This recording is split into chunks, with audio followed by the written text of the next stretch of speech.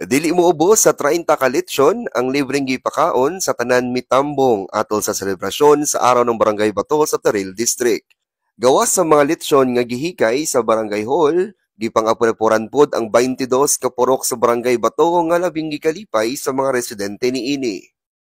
Sa araw ng barangay namo ni karon sa araw ng Barangay Bato, tapos ang nag-initiate ani para matagaan mig mga litson sa kada purok, si Kapitan Nani Cabreros, tag-isa jud mi kada purok ang na-providean. Bas dasig kayo mi karon kay daghan kayo activities human bibo pug kayo kay plastada kayo na mi parkinganan nya anay ang among purok so karon gwapo jud kayo, happy jud kay mi nga naa mi karon nag-celebrate sa among araw ng Barangay Bato. Malipayon kayo mi karon sir na nagtapok-tapok mi karon sa araw ng Bato karong adlaw og safety among pagwana mo kung may dagang mga pagkaon. Matod ba ni Bato Barangay Captain Hernani Cabreros na andan na daw nila ang maghikay og lechon kada anibersaryo sa ilang barangay.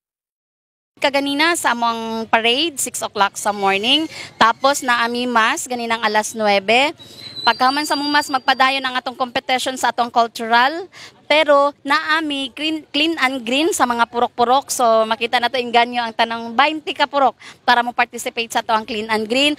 Unya pod sa gabi natay mutya ng bato. Dungan sa maong selebrasyon, gibutyag sab ni Kapitan Cabreros ang mga infrastructure projects nga gipangsugdan na sa ilahang barangay. Daghang kitag project nga kanang gihatag si Congressman Ungab diri sa ato sa actually sa 3rd district isa jud mi nga naka-avail sa mga project ni Congressman sa maaning katong project nato nga kanang road concreting o kaning sa ato ang kanal nga gikan sa Tagurano, Kilate og Barangay Bato sa Purok 9. So hasta pud nang ato ang tulay nga nag-join gikan sa Pakilate og Barangay Bato. So isa pud nga dako nga project jud ni Congressman Ungab aside sa ato ang mga assistance no nga kanang bitong sa atong patay sa ato ang mga masakiton sa DSWD. So isa jud na nga mga dakong tabang ni Congressman Ungab saan mo ang barangay. Yes, dako jud kaayo, sobra-sobra dako jud kaayo sa benepisyo. Una sa ato ang maayo na nga karasada, dako kaayo na sa benepisyo gikan farm to market road na mga project dako jud kaayo na siya nga tabang. So dili lang pud na sa inanano katong mga eskwela, daghan kay itang mga estudyante nga naa sa mga highland pa. Dili na mi mag-overflow bridge na jud mi tarong natulay nga naa sa mo sa purok 6 nag-coordinate sa purok 6 ug purok 12.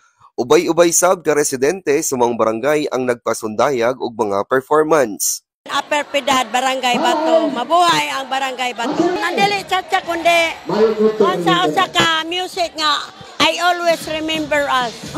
I excited ni mga purok leader. Mara ni among uniform. Puno sa kalipay kay ni adiri ang atong baste si Congressman o nga pinangga kay nam.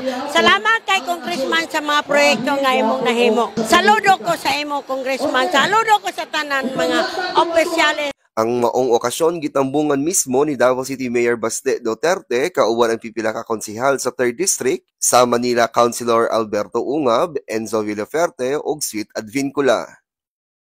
Nga ginaot ang magmalampuson, magmalipayon ang pagsilibrar sa araw ng bato. Kani sa araw, panahon sa araw, mahinumduman nato ang kaagi sa itong barangay, unsay nahitabo sa itong barangay karon, ug unsay mahitabo sa atong barangay pag-abot sa panahon.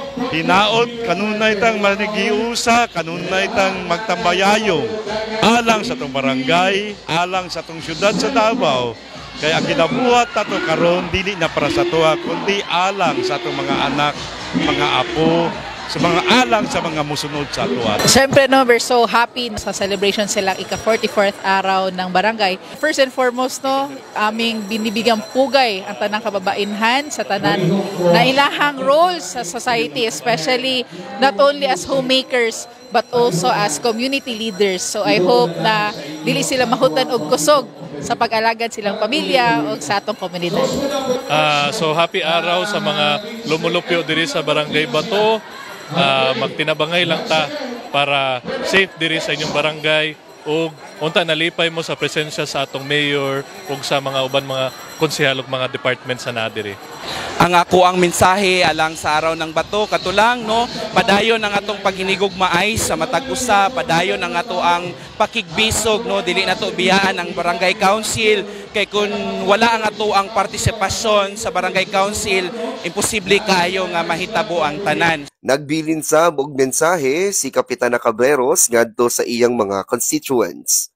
Para sa ako ang constituent sa Barangay Bato, magmadasigon ta kanunay sa pagsuporta, walay Barangay Bato kung wala kamo. So dili ang Barangay Bato wala siya gihimo sa building lang nga barangay. So ang Barangay Bato kada isa nga membro sa Barangay Bato dili ta mag-mind kung ikaw rehistrado o dili, basta ikaw nagpakabana isip taga Barangay Bato, apil ka, nahimo kang kabahin o isa ka kapatubo nga naa diri sa Barangay Bato para sa kaswagan natong tanan.